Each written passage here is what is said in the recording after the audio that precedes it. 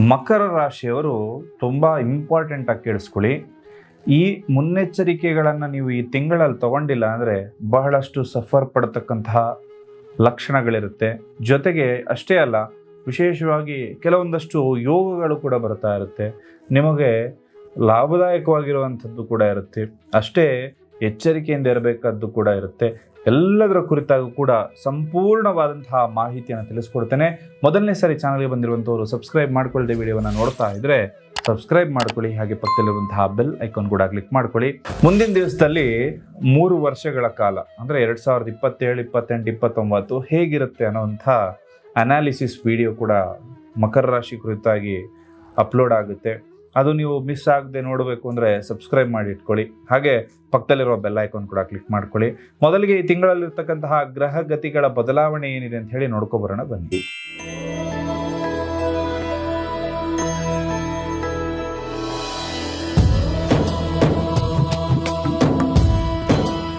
ಮೊದಲಿಗೆ ಈ ಮಾಸದಲ್ಲಿರ್ತಕ್ಕಂತಹ ಗ್ರಹಗತಿಗಳ ಬದಲಾವಣೆ ಏನು, ಅದರಿಂದ ನಿಮಗೆ ನಿಮ್ಮ ಜೀವನದಲ್ಲಿ ಯಾವ ಯಾವ ಬದಲಾವಣೆಗಳು ಆಗುತ್ತೆ, ಯಾವುದು ಲಾಭ ಯಾವುದು ನಷ್ಟ, ಎಲ್ಲವನ್ನು ಕೂಡ ಪರಿಪೂರ್ಣವಾಗಿ ನೋಡ್ಕೊಬರೋದಾಯ್ತು ಅಂದ್ರೆ ಆಗಸ್ಟ್ 1ನೇ ತಾರೀಕಿಗೆ ಶುಕ್ರ ಕನ್ಯಾ ರಾಶಿಯ ಪ್ರವೇಶ ಮಾಡ್ತಕ್ಕಂಥದ್ದು. ಆಗಸ್ಟ್ 2ನೇ ತಾರೀಕು ಮಿಥುನಕ್ಕೆ ಕುಜಗ್ರಹದ ಪ್ರವೇಶ ಆಗುತ್ತೆ. ಹಾಗೆ 5ನೇ ತಾರೀಕಿಗೆ ವಕ್ರಿಯಾಗಿದ್ದಂತಹ ಬುಧ ಏನಿದಾನಲ್ಲ ಅವನು ಕರ್ಕಾಟಕ ರಾಶಿಗೆ ಆಗಸ್ಟ್ 5ಕ್ಕೆ ಪ್ರವೇಶ ಮಾಡುತ್ತಾನೆ. ಹಾಗೆ 17ಕ್ಕೆ ಸಿಂಹ ರಾಶಿಗೆ ಸೂರ್ಯ ತನ್ನ ಸ್ವಕ್ಷೇತ್ರಕ್ಕೆ ಒಂದು ಪಾದಾರ್ಪಣೆಯನ್ನು ಮಾಡ್ತಕ್ಕಂಥದ್ದು.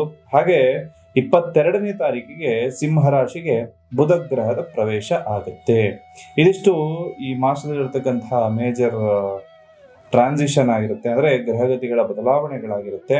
ಇದರಿಂದಾಗಿ ನಿಮ್ಮ ಜೀವನದಲ್ಲಿ ಯಾವ ರೀತಿಯ ಬದಲಾವಣೆಗಳಾಗುತ್ತೆ ಅಂತ ಹೇಳಿ ತಿಳ್ಕೊಳ್ಳೋಣ. ಅದಕ್ಕೂ ಮುಂಚೆ ನೀವು ಅರ್ಥ ಮಾಡ್ಕೋಬೇಕಾಗಿರೋ ವಿಚಾರ ಏನಪ್ಪಾ ಅಂತಂದ್ರೆ, ಕೆಲವೊಬ್ಬರ ಜಾತಕದಲ್ಲಿ ರಾಜಯೋಗದಂತಹ ಯೋಗಗಳೇ ಇರುತ್ತೆ, ಆದ್ರೆ ಸಾಮಾನ್ಯ ವ್ಯಕ್ತಿಯ ತರ ಅವರು ಜೀವನವನ್ನ ನಡೆಸ್ತಾ ಇರ್ತಾರೆ. ಇನ್ನು ಕೆಲವರ ಜೀವನದಲ್ಲಿ ಯಾವುದೇ ಯೋಗ ಇಲ್ಲ ಇದ್ರೂ ಕೂಡ ದಿನದಿಂದ ದಿನಕ್ಕೆ ಅಭಿವೃದ್ಧಿಯನ್ನ ಕಾಣ್ತಾರೆ. ಅದಕ್ಕೆ ಮೂಲ ಕಾರಣ ಏನಪ್ಪಾ ಅಂತಂದ್ರೆ, ತಮ್ಮ ಜಾತಕವನ್ನ ಅವರು ಪರಿಶೀಲನೆ ಮಾಡಿಕೊಂಡು ನನಗೆ ಯಾವ ದಾರಿಯಲ್ಲಿ ಹೋದ್ರೆ ಸಕ್ಸಸ್ ಸಿಗುತ್ತೆ, ಯಾವುದು ಲಾಭ ಯಾವುದು ನಷ್ಟ ಅಂತ ಹೇಳಿ ಪರಿಪೂರ್ಣವಾಗಿ ತಿಳ್ಕೊಂಡಿರ್ತಾರೆ. ನಿಮ್ಮ ಪ್ರೀತಿ ಪ್ರೇಮ ವಿಚಾರಗಳಲ್ಲಿ, ರಿಲೇಶನ್ಶಿಪ್ ವಿಚಾರದಲ್ಲಿ, ಕರಿಯರ್ ಅಲ್ಲಿ ಯಾವ ದಿಕ್ಕಲ್ಲಿ ಹೋಗ್ಬೇಕು ಅಂತ ಹೇಳಿ ನಿಮ್ಗೆ ಡೌಟ್ಸ್ ಇತ್ತು, ಗೊತ್ತಾಗ್ತಾ ಇಲ್ಲ, ಒಂದು ಬಿಸ್ನೆಸ್ ಸ್ಟಾರ್ಟ್ ಮಾಡ್ಬೇಕು ಅನ್ಕೊಂಡಿದೀನಿ, ಅದು ಆಗುತ್ತಾ ಆಗಲ್ವಾ, ಈ ರೀತಿ ಹಲವಾರು ಪ್ರಶ್ನೆಗಳು ನಿಮ್ಮ ಮನಸ್ಸಲ್ಲಿ ಕಾಡ್ತಾ ಇರುತ್ತೆ.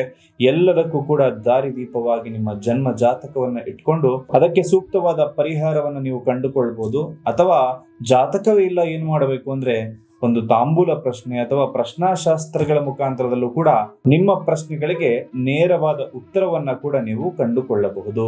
ಜೊತೆಗೆ ಪ್ರಶ್ನಾಶಾಸ್ತ್ರದಲ್ಲಾಗಿರ್ಬೋದು ಅಥವಾ ನಿಮ್ಮ ಜನ್ಮ ಜಾತಕವನ್ನ ನೋಡುವಾಗ ಯಾವ ಗ್ರಹಗತಿ ನಿಮಗೆ ತೊಂದರೆ ಕೊಡ್ತಾ ಇದೆ, ಅದಕ್ಕೆ ಏನು ಪರಿಹಾರ ಮಾಡಬೇಕು, ಅಥವಾ ಯಾವ ಗ್ರಹ ನಿಮ್ಮ ಜಾತಕದಲ್ಲಿ ಬಲಿಷ್ಠನಾಗಿದ್ದಾನೆ ಅಥವಾ ಆಕ್ಟಿವ್ ಆಗದೆ ಕೂತಿದ್ದಾನೆ, ಆ ಗ್ರಹಗತಿಗಳನ್ನ ಆಕ್ಟಿವೇಟ್ ಮಾಡೋದ್ರಿಂದ ನಿಮ್ಮ ಕಷ್ಟಗಳೆಲ್ಲ ಪರಿಹಾರವಾಗಿ ಸರಿಯಾದ ದಾರಿಯಲ್ಲಿ ಹೋಗೋದಕ್ಕೆ ನಿಮಗೆ ಅದು ಸಹಾಯಕವಾಗುತ್ತೆ. ವೃತ್ತಿರಂಗದಲ್ಲಿ ಈ ತಿಂಗಳು ಕಠಿಣ ಪರಿಶ್ರಮವನ್ನ ಬಯಸುತ್ತೆ. ಯಾಕೆ ಅಂದ್ರೆ ನಿಮ್ಮ ರಾಶಿಯಾಧಿಪತಿ ಆಗಿರತಕ್ಕಂತಹ ಶನಿದೇವನ ಪ್ರಭಾವ ಏನಿದೆಯಲ್ಲ ಅದು ಕೂಡ ಜಾಸ್ತಿ ಇರುತ್ತೆ. ಮತ್ತು 8ನೇ ಮನೆಯಲ್ಲಿ ಸೂರ್ಯ ಮತ್ತು ಬುಧ ಸೇರ್ತಾ ಇರೋದ್ರಿಂದ ಆರೋಗ್ಯ ಮತ್ತು ಹಣಕಾಸಿನ ವಿಚಾರದಲ್ಲಿ ತುಂಬ ಮುನ್ನೆಚ್ಚರಿಕೆಯ ಕ್ರಮಗಳನ್ನು ನೀವು ತಗೋಬೇಕು. ಹಾಗೆ ಈ ತಿಂಗಳ ದ್ವಿತೀಯಾರ್ಧದಲ್ಲಿ ಕೆಲವೊಂದಷ್ಟು ಸವಾಲುಗಳೇನಿರುತ್ತಲ್ಲ ಅದೆಲ್ಲವೂ ಕೂಡ ನಿವಾರಣೆಯಾಗಿ ಸುಖ ಕೂಡ ಪ್ರಾಪ್ತಿಯಾಗಿದೆ. ವೃತ್ತಿರಂಗದಲ್ಲಿ ಈ ತಿಂಗಳು ಕಠಿಣ ಪರಿಶ್ರಮವನ್ನ ತಂದ್ಕೊಡುತ್ತೆ. ಕಚೇರಿಯಲ್ಲಿ ಕೆಲಸದ ಒತ್ತಡ ಮತ್ತು ಜವಾಬ್ದಾರಿ ಹೆಚ್ಚಾಗುತ್ತೆ. ಸಹೋದ್ಯೋಗಿಗಳ ಜೊತೆಗೆ ಸಣ್ಣ ಪುಟ್ಟ ಭಿನ್ನಾಭಿಪ್ರಾಯ ಬರದಂತೆ ಎಚ್ಚರಿಕೆಯಿಂದ ವಹಿಸ್ಕೋಬೇಕು. ರಾಜಕೀಯದಿಂದ ದೂರ ಇರಿ. ವ್ಯಾಪಾರಸ್ಥರಿಗೆ ಹೂಡಿಕೆ ಮಾಡೋದಕ್ಕೆ ಸೂಕ್ತ ಸಂದರ್ಭ ಅಲ್ಲ ಅಂತ ಹೇಳಿದೆ. ಇನ್ನು ಕೌಟುಂಬಿಕ ಜೀವನದಲ್ಲಿ ಮಿಶ್ರ ವಾತಾವರಣ ಅಂತಕ್ಕಂಥದ್ದಿರುತ್ತೆ. 8ನೇ ಮನೆಯಲ್ಲಿ ಸೂರ್ಯನ ಪ್ರಭಾವದಿಂದಾಗಿ ಕುಟುಂಬ ಸದಸ್ಯರ ಜೊತೆ ಮಾತಾಡಬೇಕಾದ್ರೆ ಸಂಯಮ ಅಂತಕ್ಕಂಥದ್ದನ್ನು ಇಟ್ಕೊಳ್ಳಿ. ಇಲ್ದಿದ್ರೆ ತಪ್ಪು ತಿಳುವಳಿಕೆ ಉಂಟಾಗ್ಬೋದು. ಪ್ರೇಮಿಗಳಿಗೆ ಈ ತಿಂಗಳು ಸಾಮಾನ್ಯವಾಗಿರುತ್ತೆ, ಆದರೆ ನಿಮ್ಮ ಸಂಗಾತಿ ಮೇಲೆ ನಂಬಿಕೆಯನ್ನು ಕಳೆದುಕೊಳ್ಳಬೇಡಿ ಮತ್ತು 3ನೇ ವ್ಯಕ್ತಿ ಮಾತುಗಳಿಗೆ ಕಿವಿ ಕೊಡೋದಕ್ಕೆ ಹೋಗಬೇಡಿ. ವಿವಾಹಿತ ದಂಪತಿಗಳ ನಡುವೆ ಸಣ್ಣ ಪುಟ್ಟ ಜಗಳಗಳು ಅಥವಾ ಈಗೋ ಸಂಘರ್ಷಗಳಾಗ್ಬೋದು. ನಿಮಗೆ ಯಾವುದೇ ಒಂದು ಸಮಸ್ಯೆಗಳು ಬರದೇ ಇರೋ ಥರ, ಅನಗತ್ಯವಾಗಿ ತೊಂದರೆಗಳಾಗದೇ ಇರೋ ಥರ ಸಂಗಾತಿ ಆರೋಗ್ಯದ ಕಡೆ ಗಮನ ಹರಿಸ್ಕೋಬೇಕಾಗತ್ತೆ. ಹಾಗೂ ಅವಿವಾಹಿತರಿಗೆ ಹೊಸ ಸಂಬಂಧಗಳು ಬರಬಹುದು. ವಿವಾಹ ನಿರ್ಧಾರ ತಗೋಬೇಕಾದ್ರೆ ಆತುರವಾಗಿ ಯಾವುದೇ ನಿರ್ಧಾರ ತಗೊಳ್ಳೋದಕ್ಕೆ ಹೋಗ್ಬೇಡಿ, ಸರಿಯಾಗಿ ಯೋಚಿಸಿ ಮುಂದುವರಿಬೇಕಾಗತ್ತೆ. ಇನ್ನು ಆರ್ಥಿಕವಾಗಿ ಈ ತಿಂಗಳು ಅತ್ಯಂತ ಜಾಗರೂಕರಾಗಿರಬೇಕು. ಹಠಾತ್ ಖರ್ಚುಗಳು ಅಥವಾ ವೈದ್ಯಕೀಯ ವೆಚ್ಚಗಳು ಬರಬಹುದು. ಬಜೆಟ್ ಅಲ್ಲೂ ಕೂಡ ಏರುಪೇರಾಗಬಹುದು. ಶೇರ್ ಮಾರ್ಕೆಟ್, ಲಾಟರಿ ಅಥವಾ ತ್ವರಿತವಾಗಿ ಹಣ ಗಳಿಸೋದಕ್ಕೆ ಯಾವುದೇ ಒಂದು ಯೋಜನೆಯಲ್ಲಿ ದೊಡ್ಡ ಮೊತ್ತದ ಹಣವನ್ನು ಹೂಡಿಕೆ ಮಾಡಬೇಕಾದ್ರೆ ಹಳೆಯ ಬಾಕಿ ಹಣ ಕೈ ಸೇರೋದಕ್ಕೆ ಅದೆಲ್ಲ ಏನೇನು ಇರುತ್ತಲ್ಲ ಅದನ್ನು ನೀವು ಏಕಾಗ್ರತೆಯಿಂದ ಯೋಚನೆ ಮಾಡಬೇಕು. ಯಾಕಂದರೆ ದೊಡ್ಡ ಮೊತ್ತದ ಹಣ ಹಾಕಿದ್ರೆ ಬರೋದಿಲ್ಲ ನಿಮಗೆ. ಮತ್ತು ಹಳೆಯ ಬಾಕಿ ಏನಾದರೂ ನಿಮಗೆ ಬರಬೇಕು ಇತ್ತು, ಅದನ್ನು ಈ ಒಂದು 100 ರೂಪಾಯಿ ಇನ್ವೆಸ್ಟ್ ಮಾಡಿರ್ತೀರಿ, ಆ 100 ರೂಪಾಯಿ ಬರಬೇಕಾದ್ರೆ 200 ರೂಪಾಯಿ ಹಾಕಬೇಕು ಅಂತ ಹೇಳ್ತಾರೆ. ಇದೆಲ್ಲ ಸ್ವಲ್ಪ ಸ್ಕ್ಯಾಮ್ ಇರುತ್ತೆ. ಇದನ್ನು ಯೋಚನೆ ಮಾಡಿ ನೀವು ತಗೋಬೇಕಾಗತ್ತೆ. ಆರ್ಥಿಕವಾಗಿ ಈ ತಿಂಗಳು ಅತ್ಯಂತ ಜಾಗರೂಕರಾಗಿರಬೇಕು ಅಂತಕ್ಕಂಥ ಮಾತನ್ನ ಹೇಳೋದಕ್ಕೆ ಇಷ್ಟಪಡ್ತೀನಿ. ಆಸ್ತಿ ಖರೀದಿ ಮಾಡಲಿಕ್ಕೆ ಅಥವಾ ಮಾರಾಟ ಮಾಡುವಂತಹ ವಿಚಾರದಲ್ಲಿ ಈ ತಿಂಗಳು ಮಧ್ಯಮ ಫಲದಾಯಕವಾಗಿರುತ್ತೆ. ಯಾವುದೇ ಪ್ರಮುಖ ಆಸ್ತಿ ಪತ್ರಗಳಿಗೆ ಸಹಿ ಹಾಕೋದಕ್ಕಿಂತ ಮುಂಚೆ ಕಾನೂನು ತಜ್ಞರ ಒಪಿನಿಯನ್ ತೆಗೆದುಕೊಳ್ಳಿ. ಕೂಲಂಕುಷವಾಗಿ ಪರಿಶೀಲಿಸಿ. ಅಥವಾ ಪಿತ್ರಾರ್ಜಿತ ಆಸ್ತಿ ವಿಚಾರದಲ್ಲಿ ಯಾವುದೇ ದೊಡ್ಡ ನಿರ್ಧಾರವನ್ನು ಈ ತಿಂಗಳಲ್ಲಿ ತಗೊಳ್ಳೋದಕ್ಕೆ ಹೋಗಬೇಡಿ. ಕೊನೆಯ ವಾರದವರೆಗೂ ಕೂಡ ಮುಂದೂಡೋದು ಒಳ್ಳೆಯದು. ಇನ್ನು ಆರೋಗ್ಯದ ದೃಷ್ಟಿಯಿಂದ ಈ ತಿಂಗಳು ವಿಶೇಷವಾಗಿ ಗಮನ ಅಂತಕ್ಕಂಥದ್ದನ್ನು ಇಟ್ಕೊಳ್ಬೇಕಾಗತ್ತೆ. ಅಷ್ಟಮದಲ್ಲಿ ಸೂರ್ಯನ ಪ್ರಭಾವ ಇರೋದ್ರಿಂದ ಉದರ ಸಂಬಂಧಿ ಅಥವಾ ಹೊಟ್ಟೆಗೆ ಸಂಬಂಧಪಟ್ಟಂತಹ ಸಮಸ್ಯೆಗಳು ಬರಬಹುದು. ಕಣ್ಣಿನ ತೊಂದರೆ ಅಥವಾ ಮೂಳೆಗಳಿಗೆ ಸಂಬಂಧಪಟ್ಟಂತಹ ಸಣ್ಣ ಪುಟ್ಟ ನೋವುಗಳು ಕಾಣಿಸ್ಕೋಬಹುದು. ವಾಹನ ಚಲಾವಣೆ ಮಾಡಬೇಕಾದ್ರೆ ಅತಿ ಎಚ್ಚರಿಕೆಯಿಂದ ವಹಿಸ್ಕೊಳ್ಳಿ.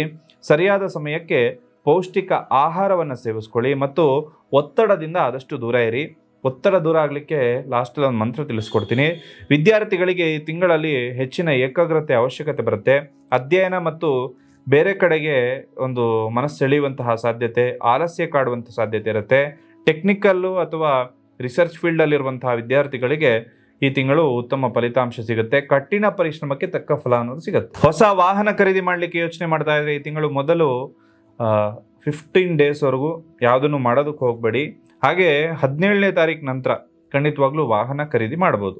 ಹಾಗೆ ಈ ತಿಂಗಳು ಪ್ರಮುಖ ಯೋಗಗಳೇನು ಬರುತ್ತೆ ಅಂದರೆ ಸೂರ್ಯ ಸಿಂಹರಾಶಿಗೆ ಬರ್ತಾ ಇರೋದ್ರಿಂದ ಬುಧಾದಿತ್ಯ ಯೋಗ 8ನೇ ಮನೆಯಲ್ಲಿ ಕ್ರಿಯೇಟ್ ಆಗ್ತಾ ಇದೆ. ಇದು ನಿಮಗೆ ಪಿತ್ರಾರ್ಜಿತ ಆಸ್ತಿ ಅಥವಾ ಇನ್ಶೂರೆನ್ಸು ಎಲ್ಲದನ್ನು ಪಡ್ಕೊಳ್ಳೋದಕ್ಕೆ ತುಂಬ ಚೆನ್ನಾಗಿರುತ್ತೆ. ಹಾಗೂ ಮಾತಿನ ಮೇಲೆ ನಿಯಂತ್ರಣ ಇಟ್ಕೊಳ್ಬೇಕು. ಇದೆಲ್ಲ ಪ್ರಿಕಾಷನ್ಸ್ ನಿಮ್ಗೆ ಹೇಳ್ತಾ ಇರೋದು. ಕೋಪದಲ್ಲಿ ಅಥವಾ ಆತುರದಲ್ಲಿ ಯಾರ ಜೊತೆ ಕೂಡ ಕಟುವಾಗಿ ಮಾತಾಡಬೇಡಿ. ಸುಲಭವಾಗಿ ಆಗುವ ಕೆಲಸವನ್ನು ಹಾಳು ಮಾಡ್ಕೊಳ್ಳೋಕೆ ಹೋಗ್ಬೇಡಿ. ಇನ್ನು ಆರೋಗ್ಯ ನಿರ್ಲಕ್ಷ್ಯ ಮಾಡ್ಕೊಳ್ಳೋದಕ್ಕೆ ಹೋಗ್ಬೇಡಿ. ಸಣ್ಣ ಪುಟ್ಟ ದೈಹಿಕ ತೊಂದರೆಗಳು ಕಂಡುಬಂದರೂ ಕೂಡ ತಕ್ಷಣ ವೈದ್ಯರ ಸಲಹೆಯನ್ನು ಪಡ್ಕೊಳ್ಬೇಕು. ಗುಪ್ತಶತ್ರುಗಳು ಕೆಲಸದ ಸ್ಥಳದಲ್ಲಿ ಅಥವಾ ನಿಮ್ಮ ರಹಸ್ಯಗಳನ್ನು ಅಥವಾ ನಿಮ್ಮ ಯೋಜನೆಗಳನ್ನು ಅರ್ಥ ಮಾಡ್ಕೊಂಡಿದ್ರೆ, ಅವರಿಗೆ ನಿಮ್ಮ ರಹಸ್ಯಗಳೆಲ್ಲ ಗೊತ್ತಿತ್ತು ಅಂದರೆ ಅವ್ರ ಜೊತೆ ನೀವು ಖಂಡಿತವಾಗ್ಲೂ ಎಚ್ಚರಿಕೆಯಿಂದ ಇರಬೇಕು. ಅದು ಗುಪ್ತಶತ್ರುಗಳ ಬಗ್ಗೆ ಹೇಳ್ತಾ ಇದೆ, ನಿಮ್ಮ ಜೊತೆ ಇರೋರದೇ. ಹಾಗಾಗಿ ಯಾರ ಜೊತೆ ಕೂಡ ಆದಷ್ಟು ನಿಮ್ಮ ಒಂದು ರಹಸ್ಯಗಳನ್ನು ಹಂಚ್ಕೊಳ್ಳೋದಕ್ಕೆ ಹೋಗ್ಬೇಡಿ. ಇನ್ನು ಪರಿಹಾರಗಳು ನೀವೇನೇನು ಮಾಡಬೇಕು ಅಂತ ಹೇಳಿ ತಿಳಿಸ್ಕೊಡ್ತಾ ಇದ್ದೇನೆ. ಎಷ್ಟು ದಿನ ಅಂತ ಹೇಳಿ ಈ ಕಷ್ಟದ ಜೀವನವನ್ನ ಮಾಡ್ತೀರಿ? ನೀವು ಕೂಡ ಹೊರಗಡೆ ಬರಬೇಕು, ನಾವು ಕೂಡ ಸುಖವಾಗಿರಬೇಕು ಅಂತಕ್ಕಂಥ ಒಂದು ಅಭಿಲಾಷೆ ಪ್ರತಿಯೊಬ್ಬರ ಮನಸ್ಸಿನಲ್ಲಿ ಇರ್ತಕ್ಕಂಥದ್ದು ಸರ್ವೇ ಸಾಮಾನ್ಯ. ನಿಮ್ಮೆಲ್ಲರಿಗೂ ಕೂಡ ಉಪಯೋಗವಾಗ್ತಕ್ಕಂತಹ ವಿಚಾರವನ್ನ ತಿಳಿಸ್ಕೊಡ್ತೇನೆ. ನೋಡಿ, ಈ ಪ್ರಪಂಚ ಯಾವತ್ತು ಸೃಷ್ಟಿ ಆಯ್ತಲ್ಲ ಅವತ್ತೇ ಒಂದಷ್ಟು ವಿಚಾರಗಳು ಈ ಪ್ರಪಂಚದ ಭೂಮಿಯ ಆಳದಲ್ಲಿ ಬಂದಿರುತ್ತೆ. ಅದು ಜೆಮ್ ಸ್ಟೋನ್ಸ್ ಅಂದ್ರೆ ರತ್ನಗಳು. ಈ ರತ್ನಗಳನ್ನ ಬಳಸ್ಕೊಂಡು ನಾವು ಯಾವ ಗ್ರಹಗತಿಗೆ ಸಂಬಂಧಪಟ್ಟಂತಹ ಪರಿಹಾರವನ್ನ ಮಾಡಬೇಕು ಅಂತ ಹೇಳಿ ನಮ್ಮ ಋಷಿ ಮುನಿಗಳು ಹಿಂದಿನ ಕಾಲದಲ್ಲೇ ತಿಳಿಸ್ಕೊಟ್ಟಿದ್ದಾರೆ. ಇದ್ಯಾವುದು ನಾವು ಗೊತ್ತಿಲ್ಲದೆ ಸುಮ್ಮನೆ ಆ ಕಷ್ಟದ ಜೀವನದಲ್ಲೇ ಬಳುತ್ತಾ ಇರ್ತೀವಿ. ಆ ಕಷ್ಟದಿಂದ ಹೊರಗಡೆ ಬರ್ಲಿಕ್ಕೆ ಈ ರತ್ನವನ್ನ ಬಳಸ್ಕೊಂಡು ನೀವು ಕೂಡ ಅಭಿವೃದ್ಧಿಯನ್ನ ಕಾಣ್ಬೋದು.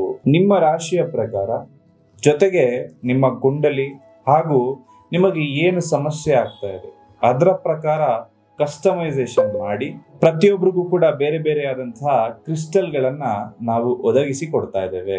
ಈ ವಿಶೇಷವಾದ ಕ್ರಿಸ್ಟಲ್ ಮಣಿ ಬ್ರೇಸ್ಲೆಟ್ ಏನಿದೆಯಲ್ಲ, ಇದನ್ನ ನೀವು ಧರಿಸ್ಕೊಳ್ಳೋದ್ರಿಂದ ನೇರವಾಗಿ ನಿಮ್ಗೆ ಯಾವ ಗ್ರಹಗತಿ ತೊಂದರೆ ಕೊಡ್ತಾ ಇದೆಯೋ ಅದಕ್ಕೆ ಅನುಗುಣವಾಗಿರುವಂತಹ ಪರಿಹಾರವೇ ನಿಮಗೆ ಸಿಗುತ್ತೆ.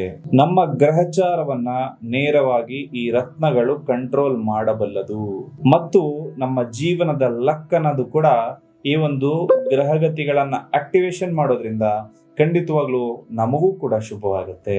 ನಿಮಗೂ ಕೂಡ ಈ ವಿಶೇಷವಾದ ಮಣಿಗಳು ಬೇಕಾಗಿದ್ದಲ್ಲಿ ಸ್ಕ್ರೀನ್ ಮೇಲೆ ಕಾಣ್ತಾ ಇರುವ ನಂಬರ್ಗೆ ಒಂದು ವಾಟ್ಸಪ್ ಮಾಡಿ ಬ್ರೇಸ್ಲೆಟ್ ಬೇಕು ಅಥವಾ ಕ್ರಿಸ್ಟಲ್ ಮಣಿಗಳು ಅಂತ ಹೇಳಿ ನಿಮಗೆ ಸಂಪೂರ್ಣವಾದ ಮಾಹಿತಿಯನ್ನ ನಾವು ತಲುಪಿಸ್ಕೊಡ್ತೇವೆ. ಹನುಮಂತನ ಆರಾಧನೆ ಮಾಡ್ತಕ್ಕಂಥದ್ದು, ಮಕರ ರಾಶಿ ಅಧಿಪತಿ ಆಗಿರ್ತಕ್ಕಂತಹ ಶನಿ ಪ್ರತಿದಿನ ಅಥವಾ ಪ್ರತಿ ಶನಿವಾರ ಹನುಮಾನ್ ಚಾಲೀಸವನ್ನ ಹೇಳ್ಕೊಳ್ಳಿ. ಹಾಗೂ ಓಂ ಶನಿಶ್ಚರಾಯ ನಮಃ, ಇದು ನಿಮ್ಮ ಸ್ಟ್ರೆಸ್ ರಿಲೀಫ್ ಆಗ್ಲಿಕ್ಕಿರ್ತಕ್ಕಂತಹ ಮಂತ್ರ. ಎಳ್ಳು ಬತ್ತಿ ಹಚ್ಚಿ ಬರುವಂಥದ್ದು ಶನಿ ಅಥವಾ ಆಂಜನೇಯ ಸ್ವಾಮಿ ದೇವಸ್ಥಾನದಲ್ಲಿ ಮಾಡ್ಬೋದು. ಪ್ರತಿದಿನ ಬೆಳಗ್ಗೆ ಸೂರ್ಯದೇವರಿಗೆ ತಾಮ್ರದ ಪಾತ್ರೆಯಲ್ಲಿ ನೀರನ್ನು ಅರ್ಪಿಸುವಂಥದ್ದು ಅರ್ಘ್ಯ ಅಂತ ಹೇಳಿ ಕೊಡ್ತೇವೆ. ಇದರಿಂದಾಗಿ ಆರೋಗ್ಯ ಸಮಸ್ಯೆಗಳು ದೂರ ಆಗುತ್ತೆ. ಮತ್ತು ಕಪ್ಪು ಎಳ್ಳನ್ನು ಅಥವಾ ಬೇಳೆಗಳನ್ನು, ಯಾವುದಾದ್ರು ಬೇಳೆಯನ್ನು ದಾನ ಮಾಡೋದ್ರಿಂದ ಅದು ಅನ್ನದಾನ ಮಾಡೋದ್ರೂ ಆಗುತ್ತೆ. ನಿಮಗೆ ಕರ್ಮಫಲಗಳಿಂದ ತೊಂದರೆಗಳಾಗ್ತಾ ಇತ್ತು ಅಂದರೆ ಒಳ್ಳೆಯದಾಗುತ್ತೆ. ನಿಮ್ಮ ಜೀವನದಲ್ಲಿ ದಾಂಪತ್ಯ ಜೀವನದಲ್ಲಿ ಗಂಡ ಹೆಂಡತಿ ಸಮಸ್ಯೆಗಳು ಅಥವಾ ಕರಿಯರಲ್ಲಿ ಯಾವ ದಿಕ್ಕಲ್ಲಿ ಹೋಗ್ಬೇಕು, ಯಾವ ಕೆಲಸ ಮಾಡಬೇಕು ಗೊತ್ತಾಗ್ತಾ ಇಲ್ಲ, ಈ ರೀತಿ ಕನ್ಫ್ಯೂಷನ್ಸ್ ನಿಮ್ಮನ್ನು ಕಾಡ್ತಾ ಇದೆ ಅಂದರೆ ಒಂದ್ಸರಿ ನೇರವಾಗಿ ಬಂದು ಭೇಟಿ ಮಾಡಿ ಶಾಸ್ತ್ರೋಕ್ತ ಸುಲಭ ಪರಿಹಾರವನ್ನು ತಿಳಿಸ್ಕೊಡ್ಲಾಗುತ್ತೆ. ನೀವು ಅಂದ್ಕೊಂಡಿರೋ ಕೆಲಸ ಕಾರ್ಯಗಳೆಲ್ಲವೂ ಕೂಡ ಈಡೇರಲಿ ಅಂತ ಹೇಳಿ ಭಗವಂತರಲ್ಲಿ ಪ್ರಾರ್ಥನೆ ಮಾಡ್ತಾ ಸರ್ವೇ ಜನ ಸುಖಿನೋ ಭವಂತು.